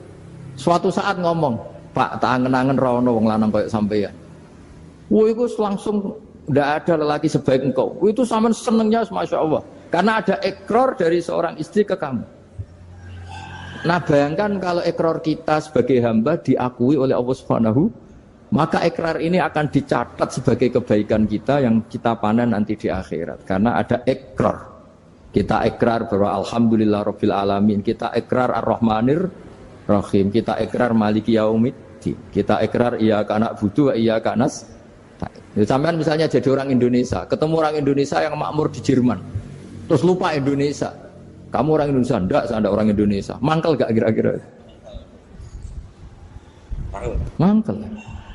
Karena salah ikrar kan gitu. Ya, jadi saya mohon jangan anggap kalimat itu hal yang biasa, tapi luar biasa. Nggih, ngoten mawon. Assalamualaikum warahmatullahi wabarakatuh.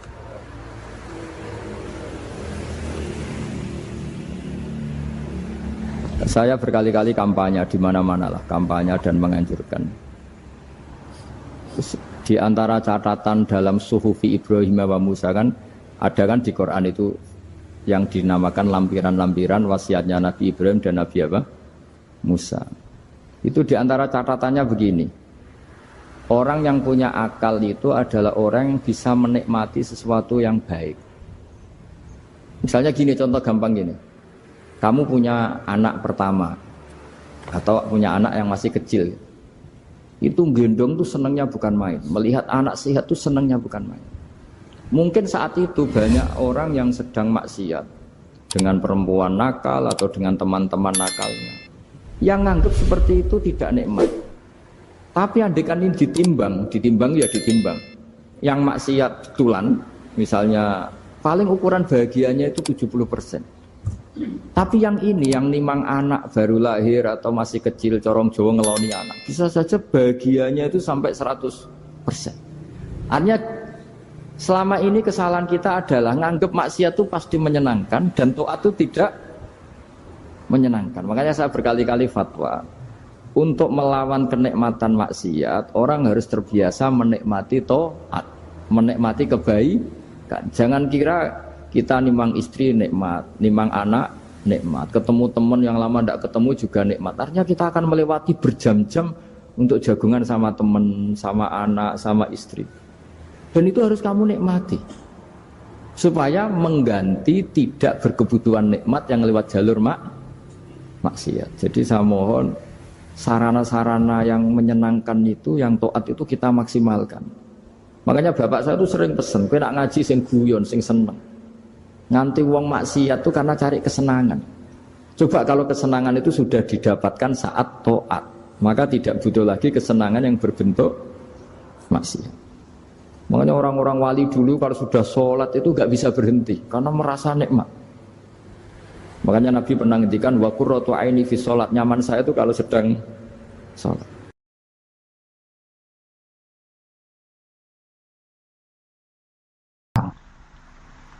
Ya sampean nggak apa-apa kalau menyaingi saya, tulis saja di rumah kamu ahli jamul jami'.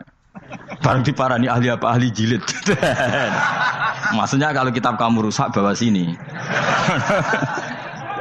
Ya nggak apa-apa. Nah, sehingga syarat utama jadi nabi itu sebetulnya memaklumatkan kiri. Ya saya ulang lagi. Pertama nabi jadi nabi syaratnya apa? Memaklumatkan. Sehingga pertama beliau jadi nabi naik gunung Sofa, kemudian ya maksara Quraisyin halummu ilayya, wahai orang Quraisy kesini. Terus nabi mulai manggil satu-satu, ya bani Abdi Amanaf kesini, ya bani Fihr kesini. Terus saya ini adalah an-nadhirul mubin, saya sekarang diangkat jadi nabi. Terus Abu Lahab marah-marah, tabbannaka ya Muhammad alihada jama'tana. Muhammad kamu itu orang sial, kita enak-enakan tidur gara-gara kamu manggil kita datang, ternyata hanya untuk urusan seperti ini. Makanya terus ada tabbat yada abi labi watab. Tapi yang iman kemudian tanya, Muhammad kalau kamu setelah jadi nabi misinya apa? Saya diutus Allah untuk kamu menyembah Allah, tidak boleh menyekutukan Allah. Dan Allah memerintahkan kamu afaf. Afaf itu meninggalkan zina, meninggalkan maling, gini-gini. Coba kalau nabi tidak memaklumatkan diri, jadi nabi sekelunak-kelunus, ketemu wong monggo nggih. Ada tembu dia nggih. Sengerti nak nabi ku sapa? Sehingga orang-orang yang khumul, yang menyembunyikan diri itu di bab ulama masalah besar itu. Karena ciri utama dosa adalah kitmanul ilm. Makanya Nabi sidik amanat tabligh fatona. Tabligh itu lawan katanya apa? Kitman. Makanya saya ngaji di mana-mana. Saya di Jakarta ngaji, di sini ngaji, di Pasuruan ngaji. Harus dimaklumatkan ilmu. Dan kalau ada orang tanya ya tak jawab. Saya tuh kitab yang paling aneh di pesantren, misalnya yang mulai aneh lah. Gak Jamul Jami'. Saya sampai sekarang masih ngajar Jamul Jami'. Kitab yang aneh. Macane lagi roh judulnya pusing. Jamul Jawami'. Kumpulane pira-pira kumpulan. Jadi ilmu apa ae ana ning kono. Sing gak ana ilmu dukun, mboten enten. Ilmu carane bodoni ya ora ana. Ning kono mau carane mlebu swarga tok. Makanya potensi kula mlebu swarga itu tinggi sekali. Cara sing model piye duwe. Dadi mun. Dadi cara sing model piye duwe. Jadi cukup banyak napa? Cara. Sampe nek ndek cara sitok ora mesti kula nu gak ada cara kathah. Dadi nek dari cara iki mentok ganti cara iki mentok. Ya terakhir paling gampang itu cara nganggo fadhole pangeran. Iku kena mbok tiru. Pokoke mbok swarga nganggo fadhole pangeran. Masalah utama kita sebetulnya itu. Makanya saya tidak pati cocok sama orang sufi itu. Kebenaran itu harus dimaklumatkan. Sementara orang sufi itu ingin menyembunyikan diri. Itu kalau untuk yang alim itu tidak bagus. Wong kita saja tahu itu dokter atau bidan karena tulisan. Ini bidan, ini dokter. Dan mereka jujur, dokter umum, dokter spesialis. Loh, coba misalnya di kota, kamu tulis saja penyalur kebaikan. Orang yang ingin mondok, pondok pilihannya ada, Sarang ada, Peloso, Lirboyo. Kalau saya ke sana gimana? Saya kenal Gusnya, tak anter. Keren, juga ada penyalur. Kalau orang bisa tersalurkan ke Korea, ke Korut, ke Jepang karena tulisan, kenapa tidak banyak orang tersalur kebaikan karena tulisan? Enggak orang mau kelunak orang jelas. Meskipun nanti ditawari orang, mesti dulu sih ahli takrib, mesti wong guyu. Ahli Fathul Qorib sampai bab sholat. Tulis saja jujur, maaf tapi hanya sampai bab sholat. Tulis saja, ada maafnya barang, maaf. Tapi sampai bab sholat. Enggak apa-apa. Paling untuk wong sowan, larian modok jenengan 2 tahun. Tapi ini pondoknya mau 3 bulan, mulai ngajine dok bab sholat. Enggak apa-apa. Lalu itu dulu memang begitu. Rasulullah zaman Sugeng itu kalau ngajari santrinya itu balighu anni walau ayah, maklumatkan ke kampung kamu meskipun 1 ayat. Banyak sahabat kalau ditanya ya tidak bisa karena ngajinya tidak hatam. Tapi ya terus gak apa-apa, kok tak soal Abu Bakar, tak soal Umar, ditanyakan yang lebih pintar. Saking tidak pahamnya sahabat itu lucu ketika ada ayat wa kulu wasrabu hatta yatabayyana lakumul khaytul abyadu minal khaytil aswad. Itu kalau mau tidur ya benar-benar bawa benang putih sama benang hitam, ditulis dipasang di pintunya. Jadi kalau makan diinceng lagi, kok masih belum kelihatan, wah masih boleh makan. Terus begitu. Kalau sudah mulai syuruk, mulai padang, wah berarti sudah imsak. Jadi karena makanlah dan minumlah sampai benang hitam terbedakan dari benang putih. Artinya kalau malam kan dulu kan nggak ada listrik, nggak ada lampu, berarti kalau benar-benar masih malam nggak terlihat, berarti masih boleh makan. Nanti terus dilihat gitu. Terus, ya sudah wakafnya di situ. Hatta yatabayyana lakumul khaytul abyadu minal khaytil aswad, wakaf dulu. Terus akhirnya Kanjeng Nabi itu piye kok umatku dadi masangi benang. Akhirnya Jibril teko. Ini makanya unik dalam ulumul Quran. Satu-satunya ayat yang diturunkan hanya 1 kata itu ya ayat itu tok. Terus Jibril datang, Muhammad ayatnya itu kurang sitok. Minal fajr. Terus ditambahi minal fajr. Jadi minal fajr itu unik. Ada Jibril jauh-jauh dari langit. Iku mau nurun apa? Minal fajr. Makanya kalau kamu nanti dites, kalau ingin jadi dokter tafsir dites, ada 1 kalimat yang diturunkan jauh-jauh Jibril ke bumi. Apa kalimat itu? Jawabannya minal fajr. Wis alim gue yakin alim. Memang ikut tak? Masa itu saudara? Ergo gara-gara sahabat itu terus masangi apa? Benang ngincang. Akhirnya minal fajr. Baru mereka tahu maksud fajar, maksud apa? Benang hitam artinya malam, benang putih artinya fajar. Sodik sudah menyingsing. Semenjak itu sudah ada benang-benangan karena jadi orang-orang ngono maksudnya iki kurang sithik terus turun apa? Minal fajr ya. Jadi nanti kalau sampai latihan tes jadi dokter apa? Tafsir. Ayat mana yang diturunkan hanya 1 kalimat atau 1 kata jawab apa? Minal fajr. Itu lolos langsung dokter. Mun pinter. Ya pinter ngerpek maksudnya ora digandeng. Lah nanti hubungan kita dengan Allah ya seperti itu. Sejauh mana kita memaklumatkan Allah. Sejauh mana kita mengkampanyakan Allah. Saya berkali-kali bilang, saya kemarin kan di Korea, itu sebetulnya hanya, saya yakin hanya doa saya. Saya sering berdoa, ya Allah, Engkau dipuji di langit dan di bumi. Lalu kalau di bumi ateis, itu caranya kayak apa? Dulu saya itu terobati karena Uni Soviet setelah persemakmuran banyak menjadi negara Islam. Berarti itu bukti bahwa Allah pun dipuji di bumi Uni Soviet. Lalu yang kayak Korea kayak apa? Ternyata betul Koreanya tetap ateis gara-gara diserbu wong Indonesia. 49.000 wong Indonesia ning Korea Selatan. Iku mbok gawe sing salat separuh iku jek pira? 24, kira-kira ya selawe digawe 20.000. Wis 20.000 salat kabeh, tahlilan kabeh surwame. Lah kok sing ngritik tahlil muni sunah Rasul tok surwame. Pokoke rame lah walhasil. Sitok tahlilan wah itu enggak ada hadisnya. Gak apa-apa sing penting muni hadis sing sitok tahlil muni hadis ya ibadah, tahlil ya ibadah. Mbok lah soal kok bener ding totalan guri. Sementing rame, maksudnya sementing rame ngomong visi Islam. Gitu Islam tahlil, sitok Islam sunnah Rasul gak masalah. Wong ape yakin bener saiki ya ora ono klarifikasi. Tapi sementing kan kabeh ngomong tentang Islam. Artinya gini, Allah punya cara untuk supaya bumi Korea itu ada yang bertasbih bersujud. Mil'us samawati wa mil'ul. Allah tidak kurang cara. Golek wong kedonyan ditawarik ke sana demi uang. Bareng wis ning kono dielingno pangeran. Segawe masjid, kontrak masjid macam-macam lah masjid kontrakan ning Korea. Nang kene ra ono masjid. Pusing. Saya pernah ngisi di satu masjid itu gambare pintu gerbangnya bukan salib kan. Ternyata tingkat 1 itu gereja, tingkat 2 bar, tingkat 3 masjid. Kadang ya kebalikan masjid, bar, gereja. Satu gedung. Jadi malaikat saya tidak tahu lewatnya gimana itu kan. Enggak tahu itu cara lewat gimana karena malaikat bagian rahmat itu enggak bisa dia lewat salib. Ya. Tapi dia harus menulis ganjaran yang sholat. Enggak tahu saya lewatnya dari mana karena itu. Ya tentu dia punya cara lah. Tapi yang jelas ya agak bingung ini gimana. Itu pernah yang tingkat 2 itu bar pas aktif. Ada santri yang ya pekerja imannya pas-pasan. Kalau nanti wis badhe Jumatan mlebu bar pas aktif wae wong ayu.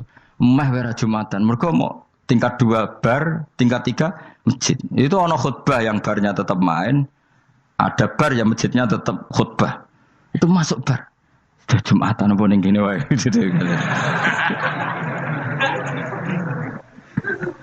Akhirnya ya di situ beberapa menit terus ada komat Jumatan.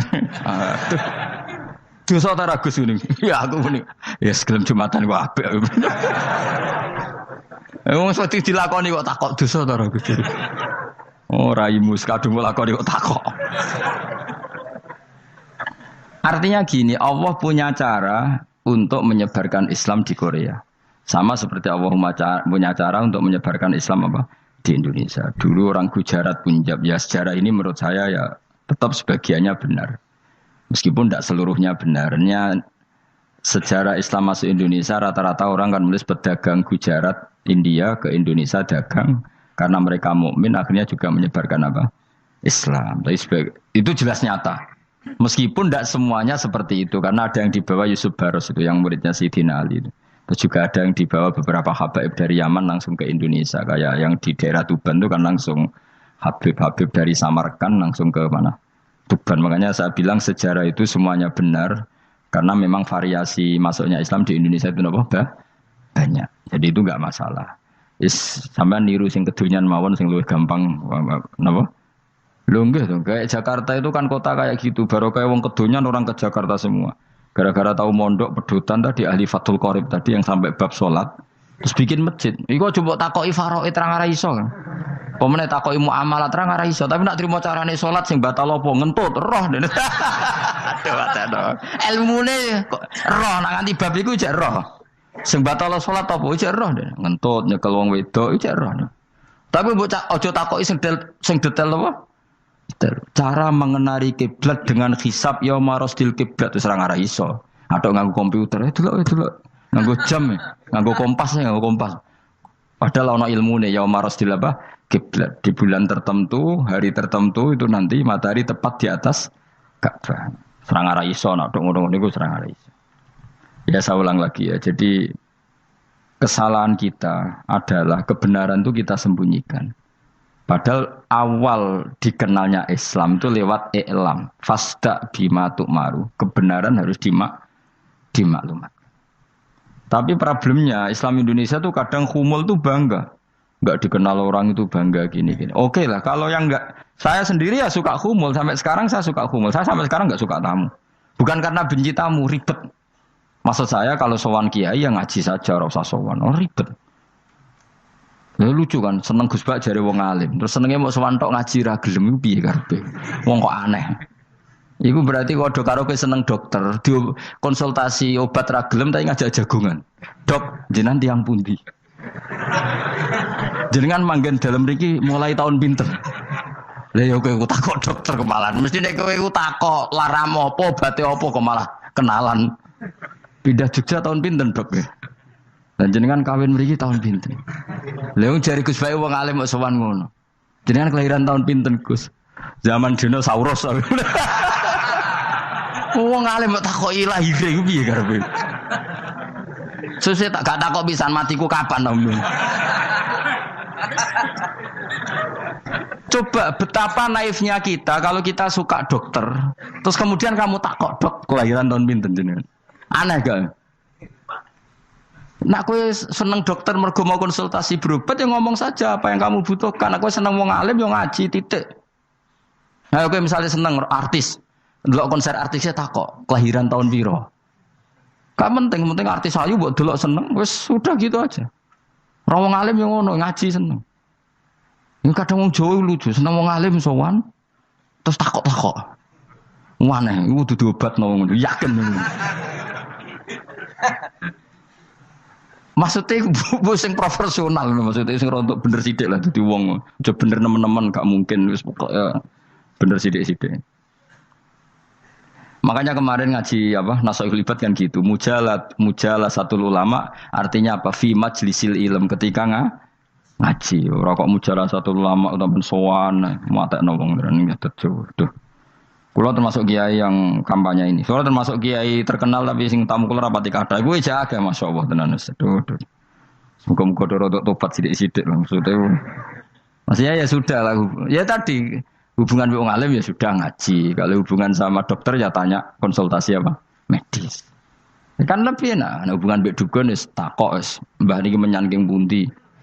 Kok jenengan dermemel nglafatno apa sing kalimate sing jelas kena apa nak dermemel mandi nak jelas kok ora mandi ku piye takono aku yo guru pun mbek dukun wong kalimate ra jelas kok mandi nak jelas gak mandi mergo nak jelas kita bodoni ne ayo guru mantra iku mesti gak wae rungokno tenanan kalimate terus ora jelas dukun-dukun dulu. Lho kok mandi, nak jelas malah mandine tenan ora ya ora. Ya saya ulang lagi ya. Jadi sebab itu di Quran sering ada kata i'lamu, kenalilah, ketahuilah. Jadi awal dari agama ini adalah harus tahu. Maka menyangkut harus tahu ini lalu Allah bikin media. Media itu apa saja. Tapi lalu kita bisa berdebat tentang media. Itu yang kita tidak tahu nanti hisabnya di depan Allah Subhanahu wa taala. Saya sampai sekarang itu nggak tahu, nggak pernah bilang halal, nggak pernah bilang haram. Misalnya gini ya buat ini dengerin ya. Di Korea ini sering teman-teman cerita. Ada beberapa majikan yang baik sama umat Islam, yang bekerja Muslim. Itu kalau dipamiti sholat kan, Pak majikan saya mau sholat. Sholat itu apa? Mereka bilang dengan bahasa analogi di Korea. Pokoknya sholat itu sembahyang. Ketika sholat itu ditanya sama orang Korea, loh kamu itu sembahyang kok tidak ada patungnya? Karena pengetahuan mereka yang namanya sembahyang itu ada patungnya. Ada yang baik, apa sekalian tak belikin patung? Jadi wong Islam pas sholat itu didelok ngarepe dhuwure kok gak ono patung. Ono sing ape sujud itu digambarno salib. Mergo dekne denger-denger kalau karena tidak tahu Islam itu apa. Sementing ada personifikasi Tuhan. Ada lagi ini yang agak ngeri. Ada pegawai Garuda karena dia agak terpelajar waktu sholat, dia sholat sama krunya di mall. Itu langsung security mall nelpon polisi, ini ada ritual teroris. Gitu. Jadi sholat itu dianggap mukadimah sebelum ngebom. Jadi ritual. Pertanyaannya adalah, karena mereka tidak pernah ngerti sholat itu kayak apa. Dan kadang-kadang orang ngerti bahwa sholat itu adalah ritual umat Islam itu lewat media. Media itu bisa berita, bisa dokumenter, bisa apa saja. Kita tidak pernah tahu cara Allah mengertikan. Seperti kita tidak pernah tahu madzhab Mu'tazilah, tahunya itu dari kitab-kitab ahli sunnah wal jamaah. Coba kita semua misalnya tahu madzhab yang aneh, Mu'tazilah, Jabariyah, Qadariyah, itu dari kitab mereka apa dari kitab ahli sunnah? Dari kitab ahli sunnah. Maka bisa saja informasi keburukan itu dari orang baik dan informasi kebaikan dari orang buruk. Kita tidak pernah tahu. Karena ini yang bisa ngelola hanya Allah Subhanahu wa taala. Tidak bisa, kita tidak bisa, hanya Allah yang bisa. Maka perdebatan Ahmad bin Hambal dengan Haris al-Muhasibi itu seperti itu. Misalnya gini, tak kiri contoh. Haris al-Muhasibi itu orang alim allamah. Dia ahli sunnah mandat. Pokoknya ahli sunnah sekali. Dia mau ngarang kitab tentang, dia menentang Mu'tazilah. Menentang Qadariyah, menentang Syiah. Terus setelah mau ngarang kitab, ditanya sama Imam Ahmad. Ya Haris, kalau kamu ngeritik Mu'tazilah, awalnya gimana caranya kalau ngarang kitab? Ya saya cerita pendapat mereka dulu, lalu saya saya tentang. Imam Ahmad guyu-guyu. Bukankah setelah kamu cerita mazhab mereka plus argumentasi mereka,